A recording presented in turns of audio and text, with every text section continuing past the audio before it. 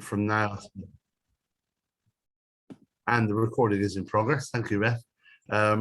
So I'm really pleased. I'm going to hand over to Mia in a sec, but just a sort of Muswell Hill welcome to this event, which is a joint event. And I think it's really, it's great, right? It's so good when Shevet, I don't know how we'd say, organizations, Gam Yachad. It's really great that we as organizations are able to be together. Or let me just change my view here because I'm seeing myself and I can do gallery. So so the fact that we are able to sit together, obviously our synagogue, the United Synagogue Chesed, and we have Michelle here, Minsky from US Chesed, of course René Kassan, who really have been the main driver behind the event this evening. And it's great to have Mia Hassan-Gross, the director, René Kassan, here with us, and of course Rachel Vogler as well, who will introduce. And Eco Synagogue, hence my background, which is we'll say a bit more about later. So, and of course, to have Professor Van Beuren is so great. I've heard Geraldine speak before and really remember. And it's always when you remember something that you heard, that's always a good. If someone remembers my sermon, I think I fall off my chair. So it's like. So I'm going to hand over to Mia to do some words of introduction as well. But thank you all for coming and really hope you enjoy the next hour. Thank you, Rabbi Mason, and thank you, Muswell Hill Synagogue, for hosting this. Well, I muted you by mistake, trying to mute myself. I was just thanking everyone. Thank you, Muswell Hill Synagogue, and it's really a wonderful opportunity to share this space as part of Eco Shabbat. And thank you for everyone who joined us. There are many challenges facing us today, and it would take more than one evening to list them all. But hot on the agenda, of course, is the environment and the implications of the global climate crisis on our existence. Only recently, the United Nations has recognized access to clean, healthy, and sustainable environment as a basic human right. Through extreme weather conditions and destroyed ecosystems, climate change threatens that right by denying access to basic entitlements such as food and clean water. To safeguard human rights, we must implement direct solutions to the threats posed by climate change. If we do not, it is the younger generations that will have to shoulder the burden of climate emergency. By protecting the environment, we are protecting not only our own human rights, but the human rights of future generations. So that's the bad news. The good news is that as a community, the Jewish community has responded phenomenally to both the human rights and the environmental challenge. If it's Eco Synagogues, leadership of the Jewish community towards a zero net carbon future, or René Kassan's Jewish social justice program and a recent campaign on the right to food, or the United Synagogues Chesed program championing social responsibility in practice. So this evening promises an exciting discussion on reviving ancient rights for food, for land, for medicine, for supporting each other, and their relevance now even more than ever for contemporary Britain. So to start us off on this journey, I'm really delighted to have human rights and an expert in the issue, and introduce Professor Geraldine Van Beuren. Geraldine held the chair of International Human Rights Law and Human Rights at Queen Mary University of London and is a visiting fellow at Kellogg College, Oxford. She's a barrister and member of Doughty Street Chambers and was appointed as Honorary Queen's Counsel in recognition of her scholastic contributions to national and international law. Geraldine is a member of the René Kassan Advisory Council and is the convener of the Jewish Food Rights Alliance. But most of all, Geraldine is a true advocate for the rights to an adequate, respectful, and fulfilling life. So right before I pass on the microphone to Geraldine, just a bit of housekeeping. As everyone's noted, this is recorded. Everyone's muted, but there will be enough time at the end for questions and answers. And yeah, so without any further ado, Geraldine, the microphone is yours. Thank you very much, Mia. And I'd like to say mazel tov to René Cassin for its energy and drive in relation to the right to food, and Muswell Hill Synagogue and the United Synagogue for coming together to organize this important event, very timely. When in the eyes of Jewish law, I became a woman, Eshet Chayil, at the tender age of 12, we were advised from Proverbs 31 to stretch out our hands to those who did not have. And I always thought that was a hand of respect, dignity, and equality. And so today I want to ask, how can we as a Jewish community build upon the excellent work of the Trussell Trust and other food and community banks? And I want to ask, do we need a right to food in the United Kingdom, like many other countries have?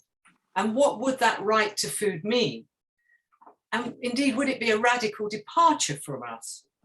Because we tend to think of food as a right only when we're providing aid overseas to those who are hungry. When people are hungry in the United Kingdom, we tend to think of it only as charity. And we rely upon the good and very effective works of celebrities, particularly the excellent campaign of Marcus Rashford. But should hunger be assuaged by celebrities only, or there not be a right as well to something as basic as the right to food? And there's very discernible nervousness sometimes around a right to food. A part of this relates to cost, but this fear really considers the investment for the future and future savings and national growth that the investment in having a well-fed population with environmentally sustainable agriculture would lead to. And there's also some resistance to adopting a right to food because it's wrongly regarded as a radical departure from British traditions. So I want to ask something unusual. I want to argue, shouldn't we perhaps be looking backwards, so that if there's some evidence which has been overlooked, which has led to long-held political, legal opinions and assumptions, which are in fact wrongly held and damaging to all of us, shouldn't these myths be overturned? And to do this, I think we have to ask a number of questions. And one significant question we have to ask is the right to food new?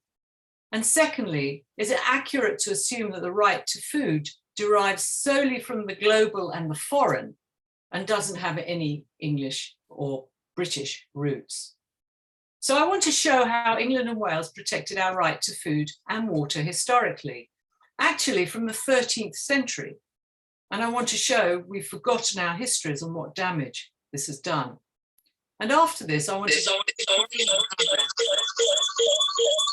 I think we might be Zoom bombed, I'm not sure. After this, I want to discuss with you the added value of incorporating a right to adequate, nutritious food. And I think we need to accept we're in a Brexit era, which includes a refocusing on British traditions.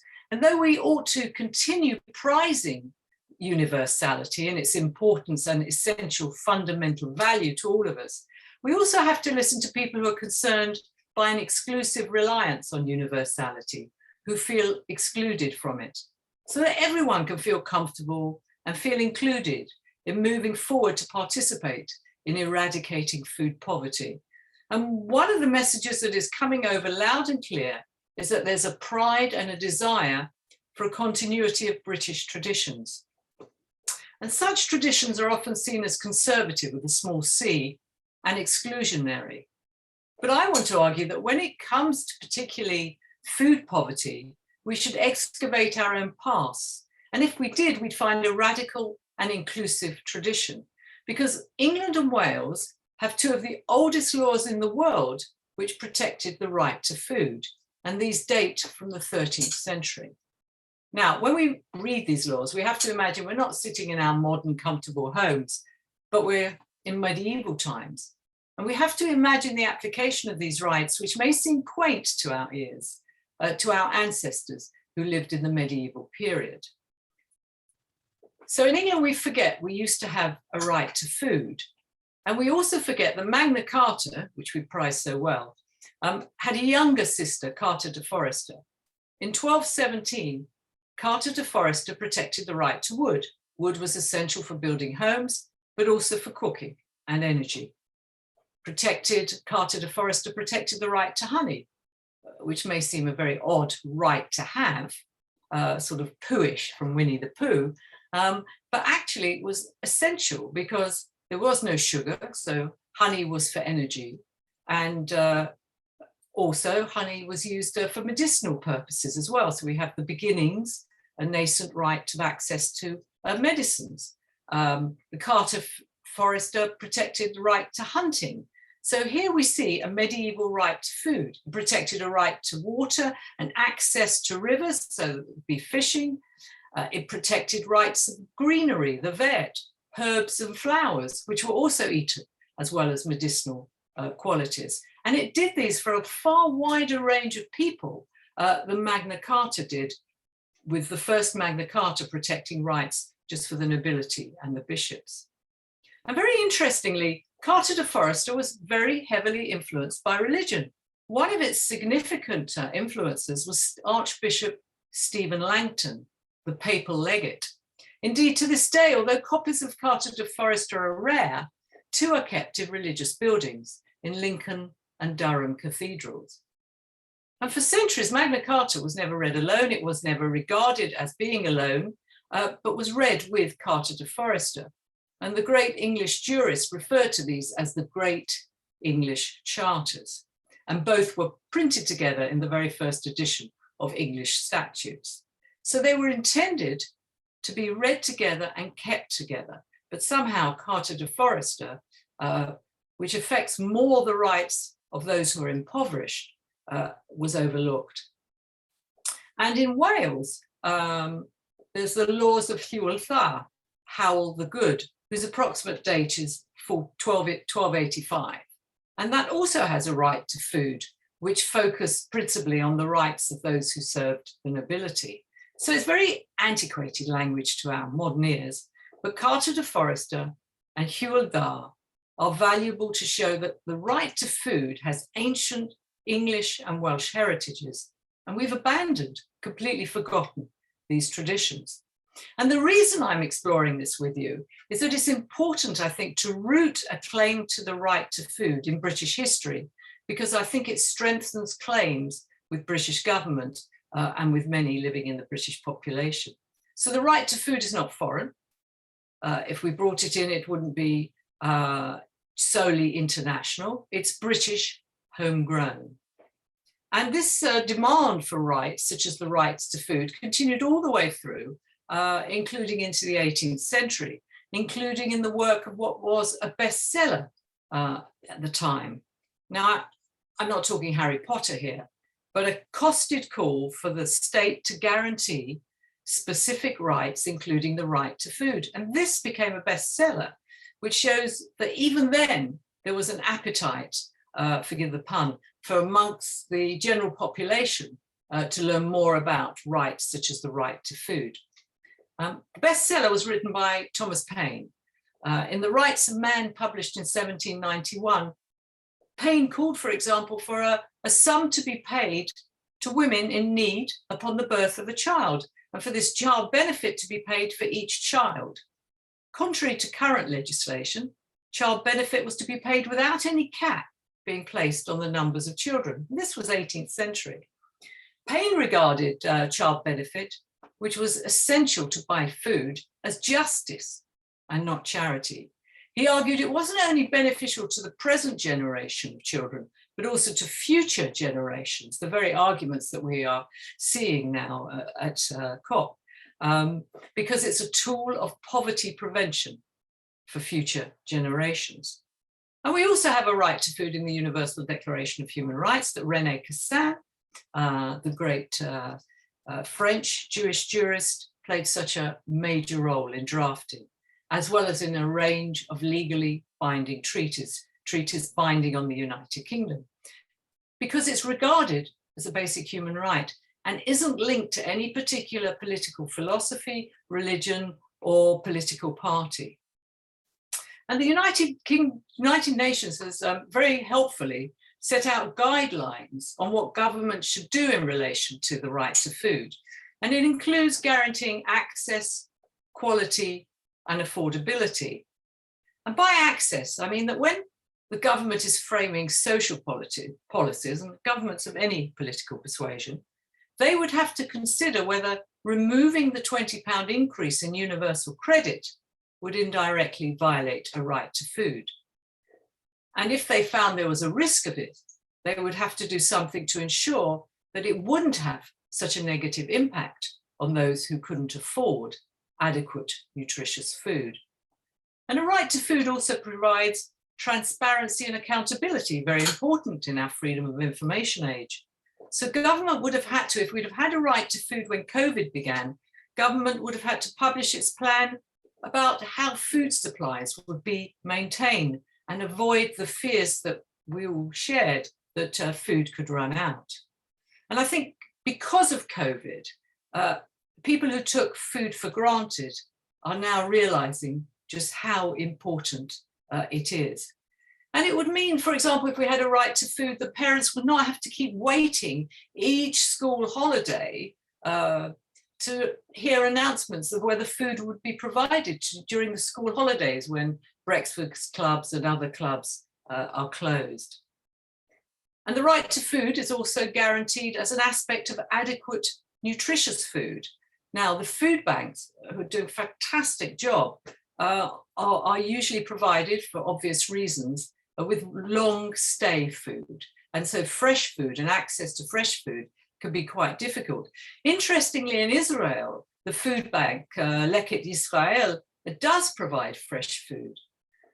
But food banks were never intended to be permanent. The United Nations also requires food to have a degree of affordability. And some of you may have read the report by the Child Poverty Action Group, which reported about single mothers choosing either to have lunch or to provide their children with supper. We're one of the top 10 countries in the world by gross domestic product. And it's not something that parents should have to decide about.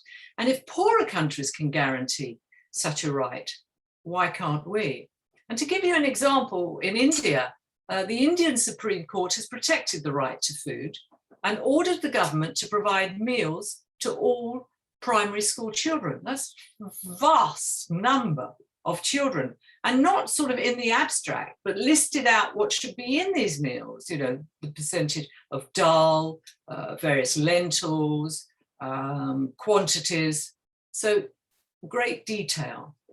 At Queen Mary's, we did actually pre-COVID host a seminar for food bank users. And we asked them about rights such as rights to health, access to adequate housing, these socioeconomic rights, and you know whether they supported them, and they said yes. And we asked them which rights, and these were homeless individuals, was the most important to them. And they said the right to food, but food provided in a way that was respected their dignity and didn't stigmatize them. And the United Kingdom has actually been criticized by the United Nations on a number of occasions for not protecting rights such as the right to food. And the United Nations has said that the welfare state is very beneficial, but alone now is not enough, because it's been subject to cuts and political discretions and variations by a number of governments of different political persuasions.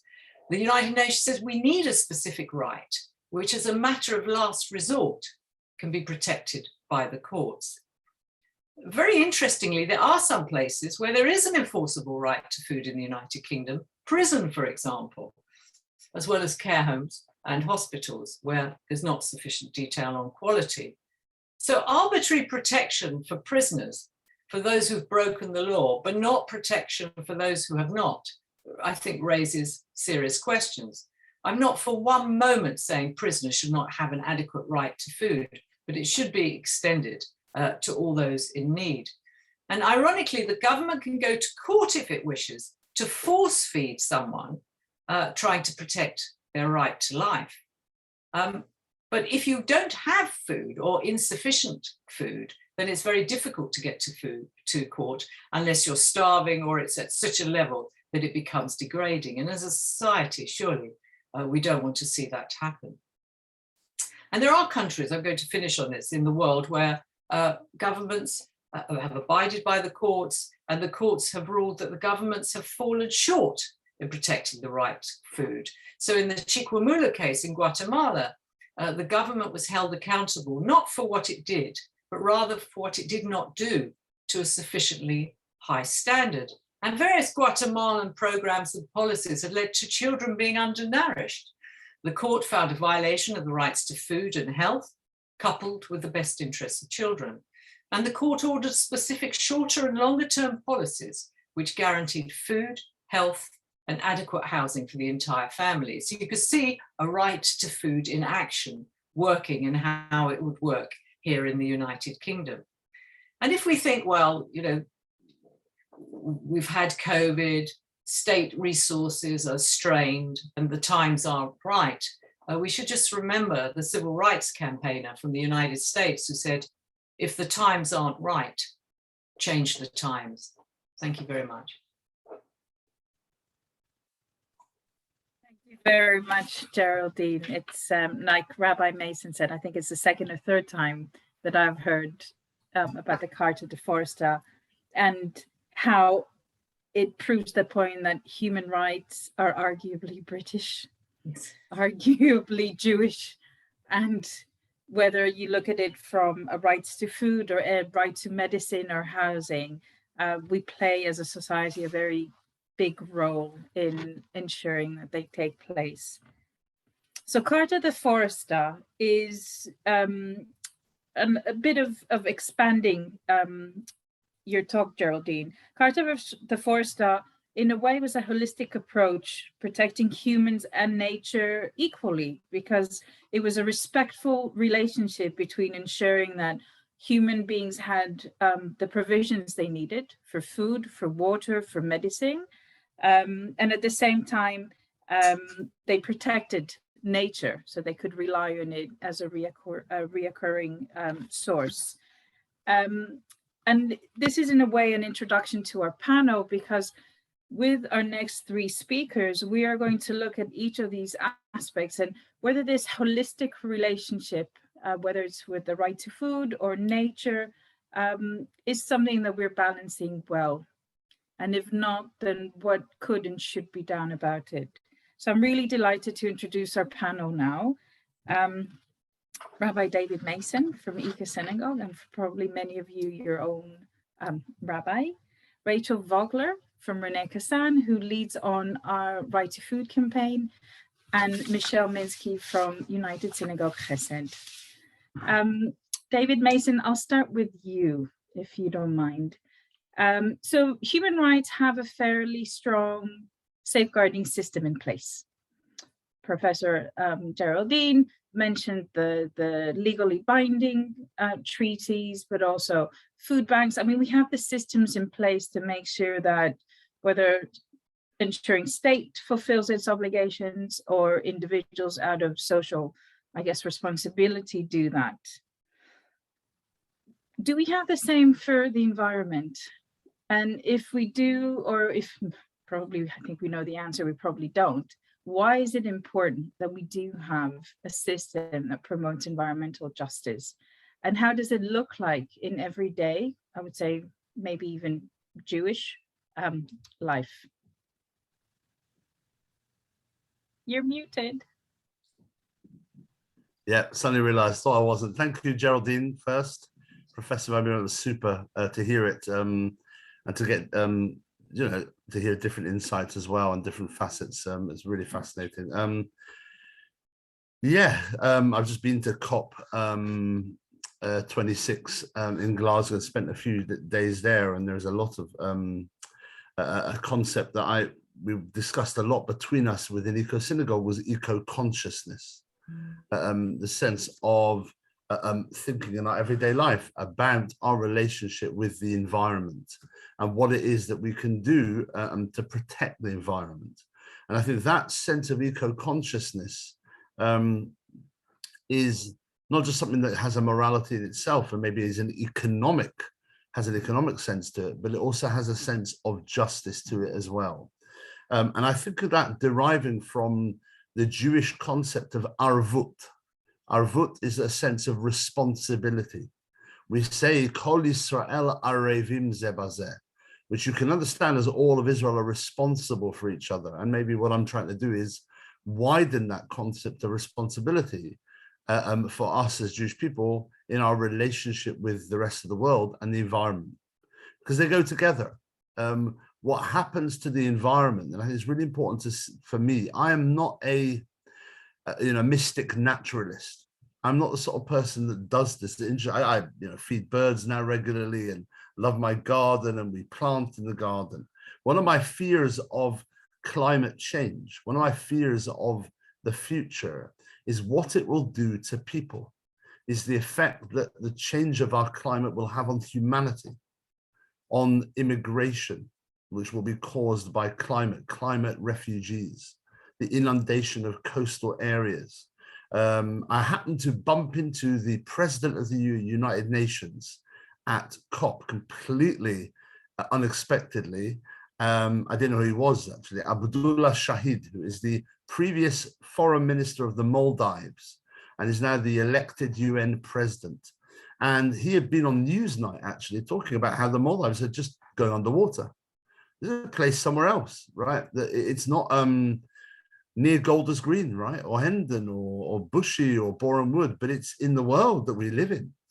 And so my sense of responsibility, and there's two sides to it, I think, here. The concept of responsibility has a negative side, which is that we are thinking about how we act so that it does not affect the other. There's a negative side to it there. And that comes from a very famous story in Jewish text about a boat. The chief rabbi said this a number of times, actually, in the last week I've heard him speak about. Famous story of a boat where there are people in the boat and an individual bores a hole underneath their seat. And everyone else, obviously, in the boat says, "Why are you doing that? You're bringing us down." To which he responds, "Well, it's my seat. I can do what I want." This is the original libertarian, right? This is where libertarianism comes from. I'll do what I want. I won't vaccinate. You don't tell me what to do. But of course, not vaccinating, or in this case, not thinking about our effect on the environment, has an effect on everyone else. The eating of meat is a continuation of the signaling of there being deforestation, which is bad for the absorption of CO2, which can also have effects on our climate, which can affect agriculture and then create cycles of poverty and even affect the supplies of food in the future to our supermarkets. It all has an effect. We all have responsibility. And that is in a negative sense, not in bad. Negative, not really bad. Negative simply meaning consideration of the effect of what I do on the other. And there's an element of justice, which I think is that, where I firstly think, what am I doing now? In the acts that I do, what are the emissions being brought about by what I do? What is the effect on the environment? And how might that in the future affect the livelihood of other people, not just in my country, but in other places in the world? And then secondly, in parallel to that, is a positive aspect of guarantorship, which is simply understanding the experience of the other. So arvut, right, means being in the place of the other. So I think when when Benjamin is taken by Joseph, who's disguised himself to his brothers, and Judah and the brothers go back to their father Jacob and tell him the news that they're going to have to give up Benjamin, Judah steps forward and says, "Anochi e'ervenu," I will be in his place. Let's not let him be taken, I will be. And there's a sense here of being, as I said, when it came to the Maldives or Germany or wherever it is, there were flooding, there are fires, there are fears of the future. It's being in the place of the other. And so I think we need to consider, as Jewish people, in our relationship to the environment, a religiosity that incorporates a sense of justice, that we do social action, that we do collect and we do help, but that we also are able to incorporate the concept of right and justice within what we do.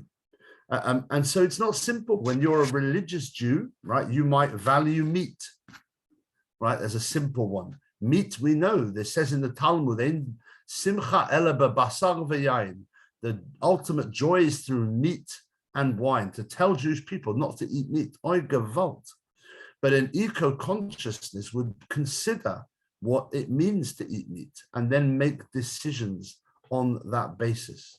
That the decision as to whether to reduce the amount of meat, not eat red meat, or become vegetarian for some, will be also driven by a sense of the justice of what that act involves.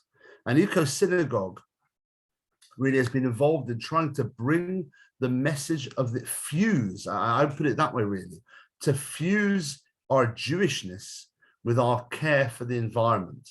And at the heart of that is the idea of justice, and to bring that to synagogues all over Great Britain, the United Kingdom. When I say the United Kingdom, we actually met at our stand, the First Minister and Environment Minister of Northern Ireland, James Given and Edwin Poots, who came to our stand, and we were talking there about how we would get Belfast community into Eco Synagogue. And we have a Scottish community. Hopefully we'll go to Cardiff and we'll become a proper Four Nations outfit as well. But I mean, that's great to bring to the four corners of our country a sense of eco-consciousness, thinking about reducing our consumption, reducing energy use or using it more efficiently, thinking about our meat, our waste, plastic use, which of course is another issue. How do we heat our buildings using solar paneling when we can, thinking about heat pumps in the future. All these conversations are now growing in the United Synagogue and also in other denominational bodies as well. And that allows people to think about the effects that we have and the impact that we can have by our actions on others, and also to be able to stand more in their place and think of a just solution as Jewish people in our relationship to our environment. So I hope that answers the question in some way, Mia, but certainly that's the start. Brilliant start, Rabbi Mason. Thank you very much. Rachel. So Rachel is Renee Kazan's Judith Social Trust Program Lead, and social justice for many that for us at the beginning is founded of food. Everything at the end of the day starts and ends with food, and who more than anyone do Jewish people know the importance of food in everything we do. So we know that it's important to enshrine the right to food because the letter of the law says it does.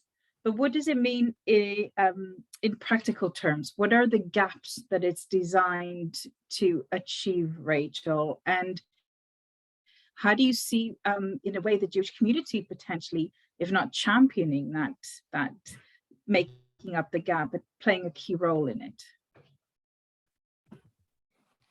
Thanks, Mia, and thanks, Rabbi David and Professor Van Beuren.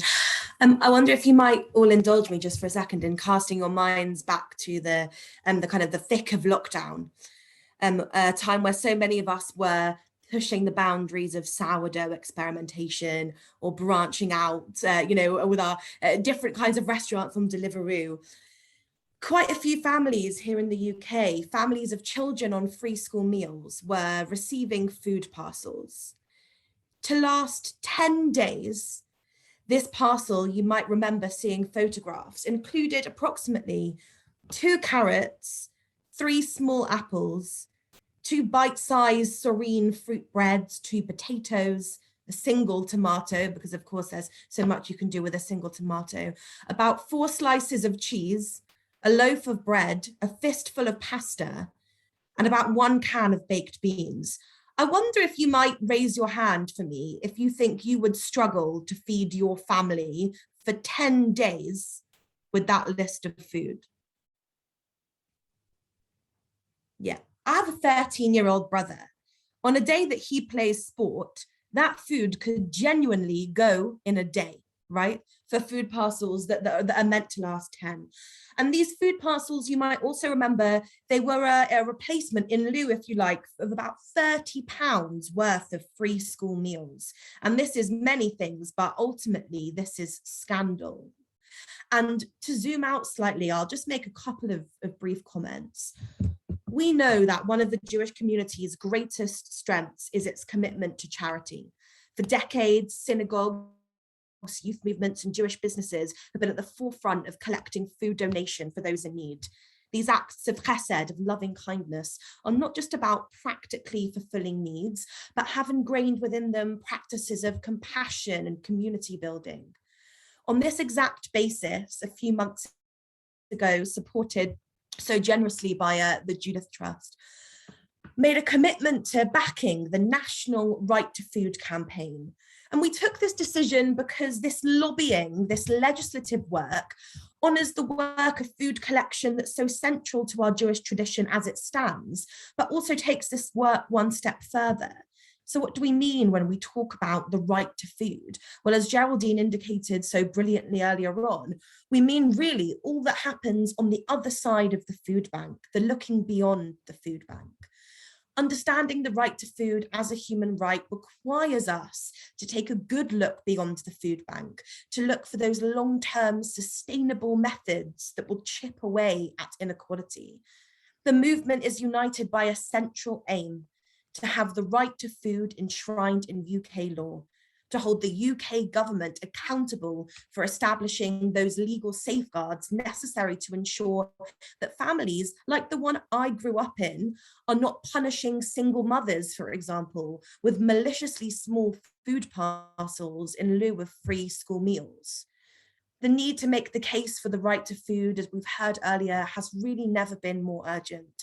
During the pandemic, there was approximately an 81% increase in demand for food banks reported by the Trussell Trust, with around 9 in 10 councils seeing a rise in food insecurity. And to this at Renee Kassan, we say, what about a Jewish Food Rights Alliance? What about a centralized way for Jewish groups to be involved in the necessary campaigning, awareness raising, and outreach work that the Right to Food movement is comprised of?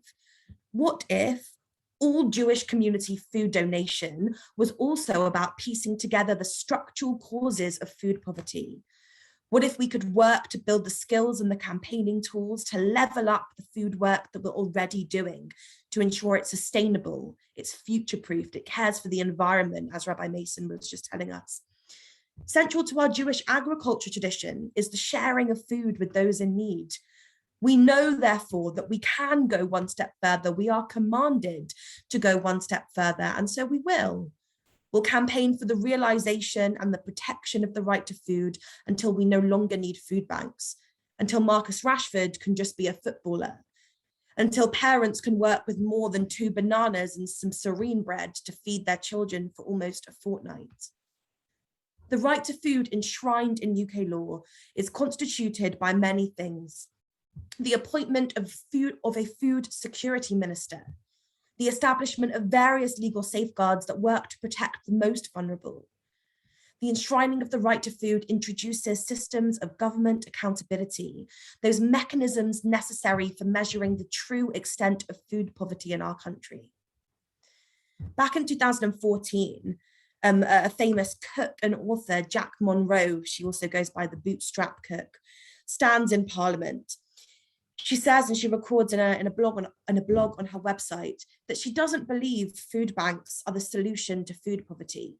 She says, it's true, they are currently a lifeline for 500,000 people in this United Kingdom, the 7th richest country in the world. She quotes Desmond Tutu and she says, isn't it time that we stopped pulling people out of the river? Instead, let's go upstream and find out why they're being pushed in. The right to food is just this. It's the long game. It's the channel swim. It's the difference between pulling people out of the river and ensuring we do everything possible to never allow them to fall in again. With the Jewish Food Rights Alliance as our vehicle, until we reach this point, in line with our most rich Jewish tradition, We simply have no other choice but to continue for dignity, for kindness, and truly for justice. Thank you very much, Rachel. I hope everyone understood one of our campaigning asks, which is please join the Jewish Food Rights Alliance, Absolutely. if anything. But on a more serious note, you know, you, Rachel, you and David Mason, whether it's eco-consciousness or the founding principles of caring and justice, those are the framework. That's the language. That's the agenda that we need to champion both as a community, but as a country and as a country. Michelle, in a way, United Synagogue Chesed, you're already doing that.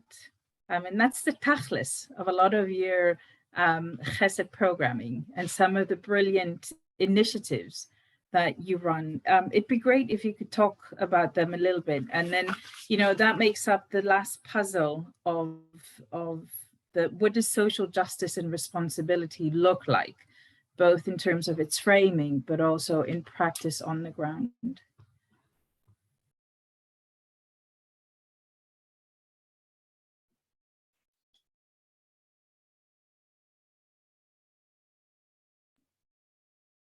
I think you muted. Michelle, you're again. muted. I think you just remuted. Sorry, Michelle. Okay. Right. Good evening, everybody. Thank you, Mia, and thanks to Geraldine, Rabbi Mason, Rachel for their superb contributions this evening. My name is Michelle Minsky, and I'm the head of the Festive Department at the United Synagogue. Chesed, as I'm sure many of you know, is the Hebrew word for kindness. And our aim is to help both our own members and the wider community in which we live.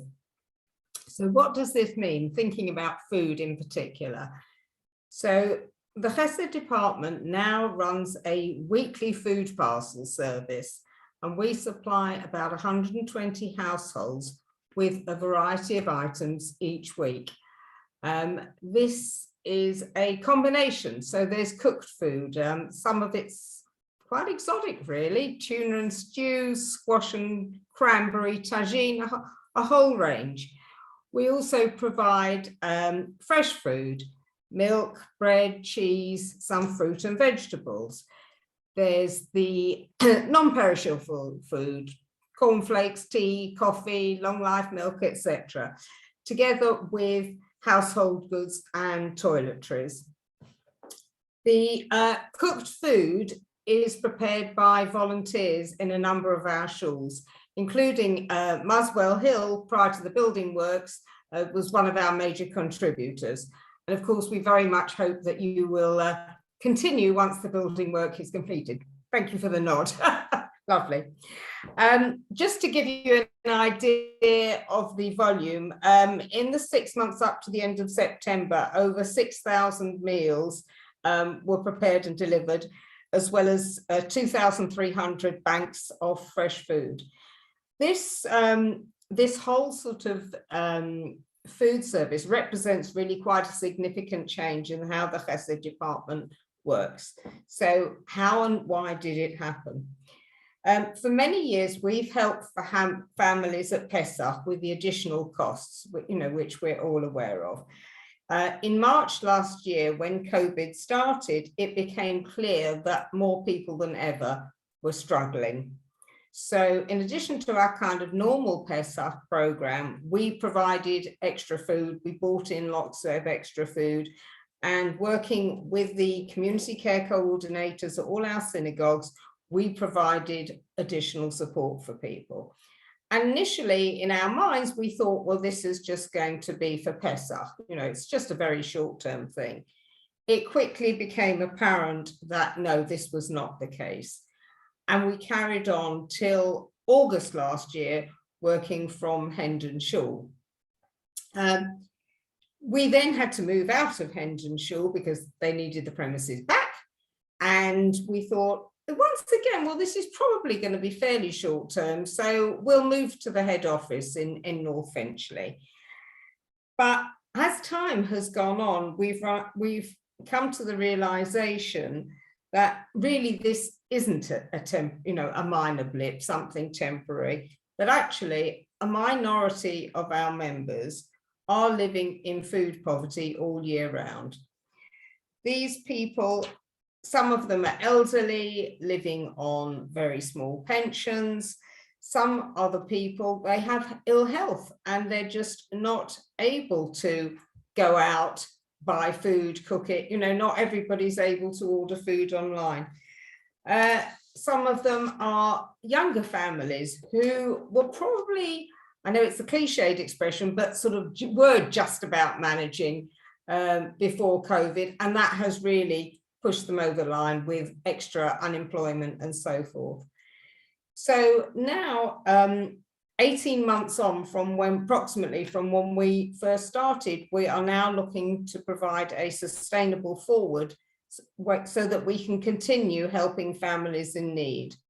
So while most of the families we support on a regular basis are US members, our ethos is very much we don't want anyone to go hungry. So for example, we're also supporting people referred by Jewish Care, High Cancer Care, some of the schools, etc.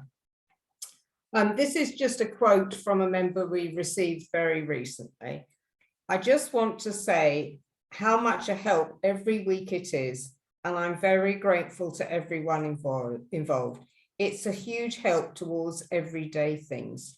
To know certain items are coming takes some of the pressure off. And we have had really quite a number of sort of comments like that. And I've also had, because Rachel, you mentioned certainly in particular about dignity, that we at head office don't, other than the sort of couple of examples, say where they're not members, we don't know the identity of the people who receive the food parcels. That's between them and their shul. We just have numbers. So, and I know that the shuls work very hard to keep people's dignity and to preserve confidentiality, because it is private and people don't want their business to be shared with others. So how is this sourced and funded? In March this year, the United Synagogue organised a major fundraising initiative to help fund costs of Festive projects such as these. So not only do we use this money to purchase the food, but we have also appointed a warehouse coordinator to help professionalise the service we run. We also plan next year to move to more permanent premises rather than the car park that we're using at the moment. And this will help us to plan for the longer term, give us more flexibility in how we work, and also improve the working environment for both staff and volunteers. We do also regular food collections from shuls and from schools. Most of the food we distribute to members, but we also give it to the shuls who are cooking, as well as donating to local food banks. People can also donate food from our Amazon wish list, which we publicise. Recently, we have started working with a charity called the Felix Project. They collect food that cannot be sold, normally from supermarkets, that cannot be sold, and they distribute it to charities who are helping to provide meals basically for vulnerable people. So this is quite a new collaboration from us. Talking about food, I do also want to mention our Barnet pop-up restaurant. So this started prior to COVID. It's a weekly lunch and now social activity. It's based in Barnet Shul, but it's open to everybody. And our aim is to provide both a nutritious meal, but also to combat loneliness.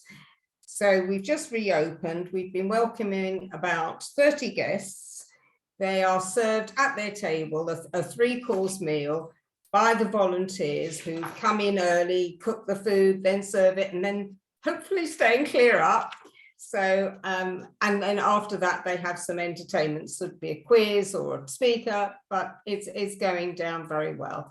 And really, if any of you know of people who would like to come, It has mostly been older people, but we don't have any specific criteria, so please tell people about it. Prior to COVID, we also had a number of schemes where we cooked for the homeless, particularly through the Winter Shelter scheme. And Muswell Hill was a trailblazer in that, as well as cooking for victims of domestic abuse. And we're certainly hoping to resume that again in the near future. While on the subject of food and the practical help we provide, I do think it's also important to mention the support we provide for asylum seekers. We ran 2 centres for asylum seekers. One was at Woodford Forest Synagogue and the other at Hendon. Unfortunately, we weren't able to provide the full service during the sort of COVID lockdown, but we have maintained contact throughout, continuing to support the asylum seekers as much as possible. So initially that included taking meals to them in vans to their individual homes. Now things have let up a little bit. The asylum seekers come and meet us in the various shul car parks, and we're able to give them money for their transport, a Tesco voucher. We also give we also give them clothes which are customized to fit the needs of their particular family, toiletries, nappies, etc. We are hoping to fully reopen Woodford Forest at the end of this month, and then once again we will be able to offer people a cooked meal, which both was sort of nutritious, but it also gave people a chance to socialise and to create bonds, which I think was very important. So just to sum up, Chesed is all about giving people the support they need. In the past, I would say that has focused particularly on befriending, taking people to hospital appointments, but supporting them if they've been bereaved, taking them shopping, etc., as well as our social responsibility projects. All of those continue, but what has changed is we now see it as part of our role to provide people with the food that they need, and that's the most basic type of most basic type of support that we can provide. And this looks set to continue, thanks to generous donors and wonderful volunteers. So thank you very much. Thank you very much, Michelle. I think it's a fantastic program, and I think it really brings together the holistic approach from the fact that whether it's the environment or food, we have a strong British connection to these actions, and we have a responsibility to make sure that, I guess, the core values that underpin our promotion of clean and environment and human rights, those values of arvut, of allyship, of kindness, of justice, are all brought together. So I guess before we move on, and I see there's one question, I'm also conscious of time, but just want to give all our speakers one more opportunity.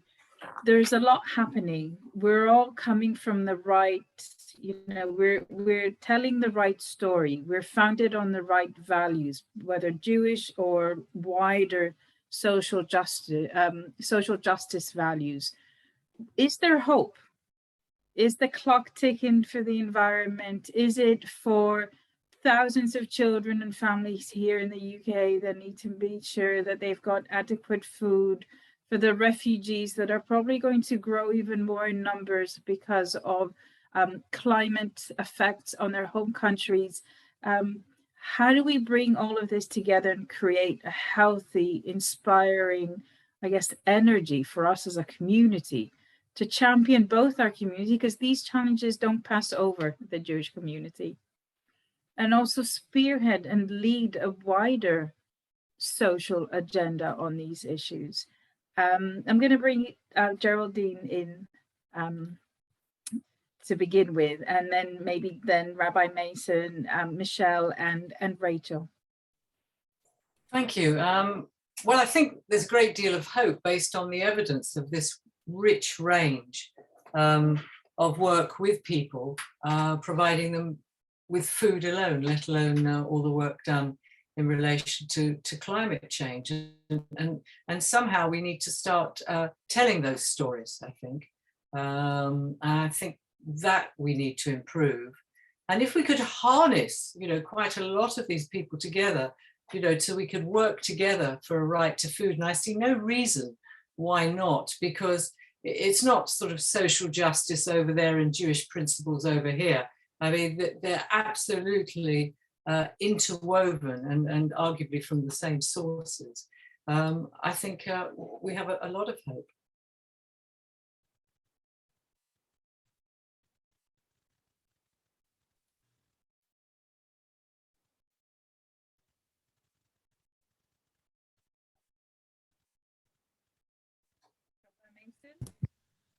Mia, I don't think they heard your last question. No one heard my question? No. Now we hear you. Now we hear you. I'm muted the whole time. No, we heard you before. Now we just didn't hear you now after Geraldine. No, so I was just saying, Rabbi Mason, if you want to say a few words. Sure. Sorry about that. Yeah, I mean,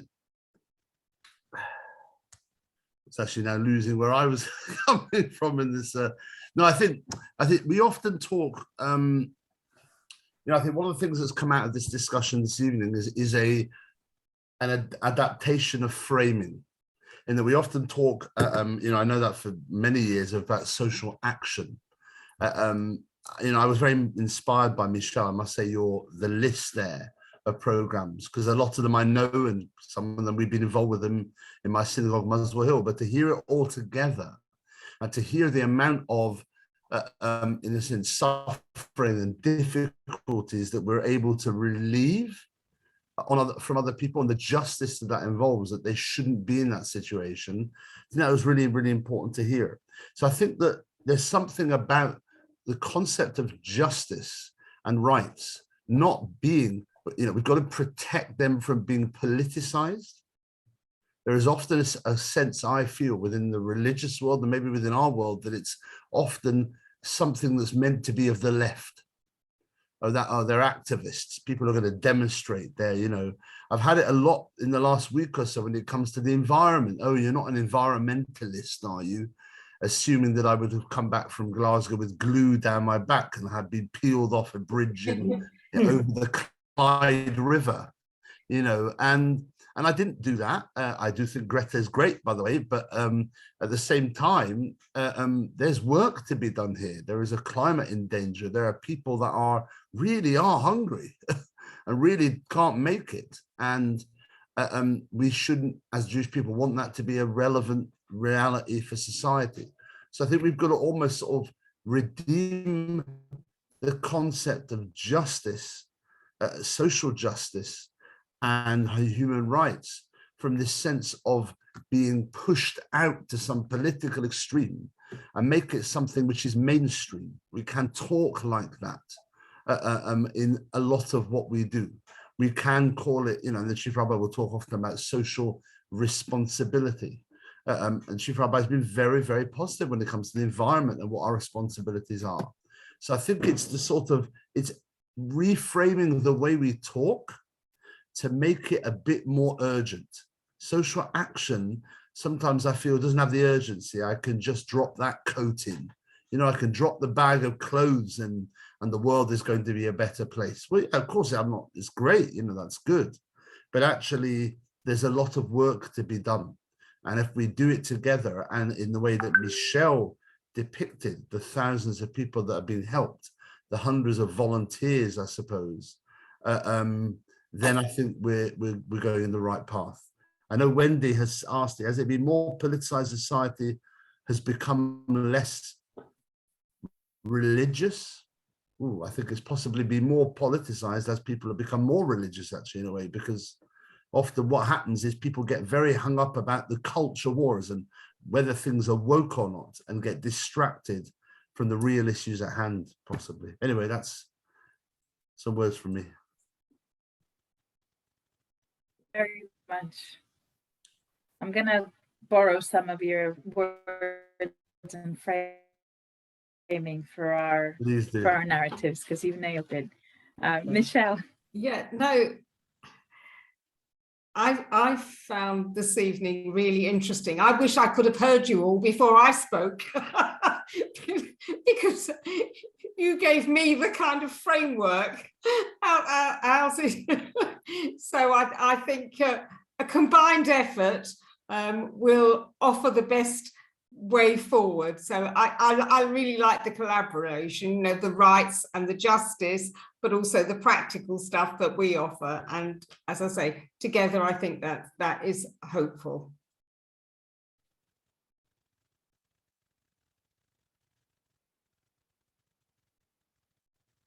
Thank you. Yes, sorry. And Rachel, please. Two of the most interested groups in the UK in terms of food justice are the two big Fs, football fans and faith groups. And if we open the kind of beating heart of the Right to Food campaign demographic here in the UK, we find that it's the meeting point, I think, bolstered largely by Marcus Rashford, but not him alone, of course. We find faith groups, faith representatives, and football fans. I do truly believe that the Jewish Food Rights Alliance, convened by Geraldine and a project from all of us here at Renee Kassan, is the vehicle that will strengthen really the kind of diverse Jewish voice in support of the right to food. And we will take that strengthened Jewish voice and meet our colleagues from other faith groups and, of course, our football fans in the middle, and we will work to have the UK government enshrine the right to food in UK law. Definitely have our work cut out for us. Just a couple of questions, if you're happy to stay on for a few more minutes, just because there's some interesting comments and questions. Rabbi Mason, there's a question for you from Wendy. Has it been more politicized as society has become less religious?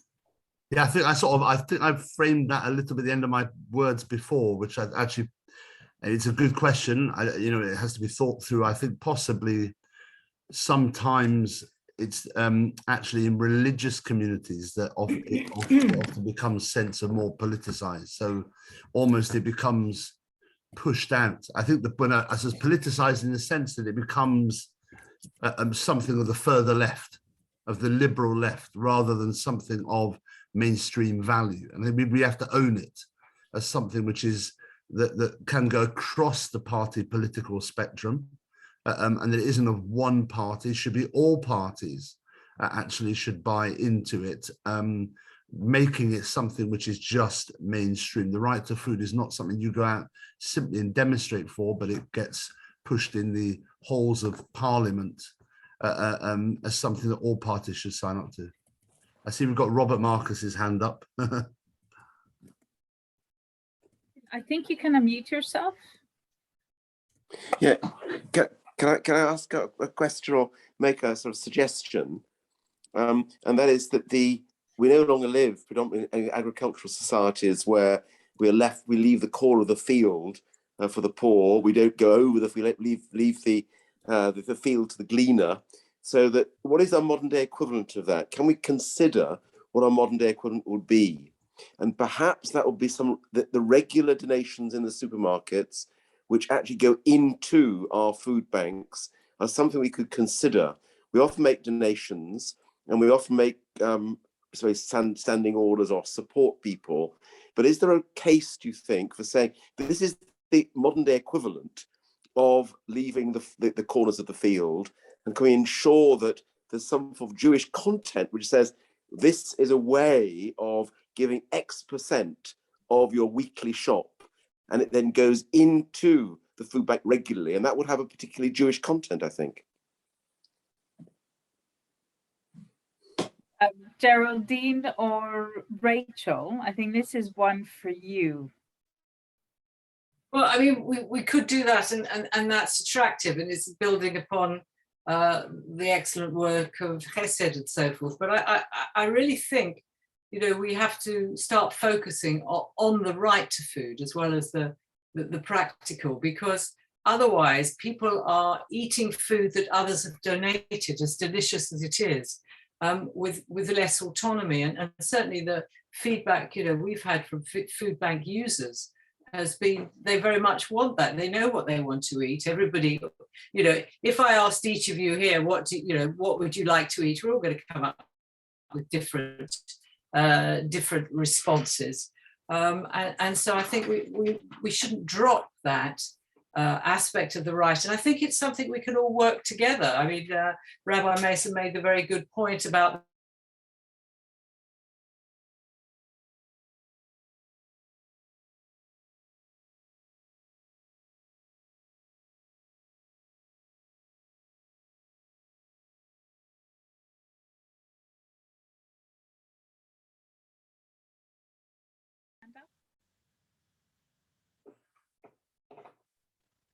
I think we lost you again, Mia. That you had your hand up, so Yes, sorry, that was me again. I think so. Just to clarify that, Geraldine, are you saying in a sense that the ideal is to get to a point where people, in a sense, have a standard of living where they can, in a sense, in an autonomous manner, yes, live with the food? So, you know, there's an interim period of time where obviously we need to support people through projects like Michelle has explained, because of course they need food. But actually the ideal would be that people wouldn't need to go to a food bank, that they would have enough of a standard of living, however basic that would be, to have enough food to flourish in life. Yes, and mind is the compassionate, the extending of the hand and pulling the person out of the river, but the right to food is the going upstream, and you know it's the longer walk, the longer swim, and finding, you know, what is it that's pushing them in. That is to say, of course, what are the structural causes of food poverty? And at Renee Kassan, for our Right to Food campaign, our framework is very much about looking beyond the food bank. We're in complete support of everybody extending the arm to pull out of the water, and while people do that, we are going to go upstream and we're going to find the solutions, and together the united response is the right to food, but there are, you know, various manifestations of that, and we meet in the middle, you know, somewhere along the bank together, and that's our meeting place. Ensuring people don't go back in the water, basically. Yes. Yeah, absolutely. And I think that's also linked to one of the comments that was made. What we're missing now is that strategy. We're not even at the stage where we have that strategy, that holistic strategy or approach for addressing and ensuring that system. So there's definitely a lot that needs to be happen, if it's from the human perspective and the human rights agenda, or the environmental perspective and environmental justice. I'm very conscious of time.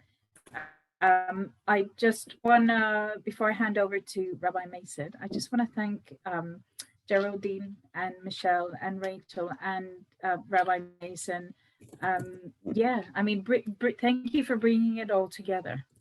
And I think if anything we learned is the Jewishness of the environment and the Jewishness of food, and the responsibility that we have as human beings, as speakers by experience, and I guess as maybe cliche as it might sound, citizens of the world. We owe it to each other.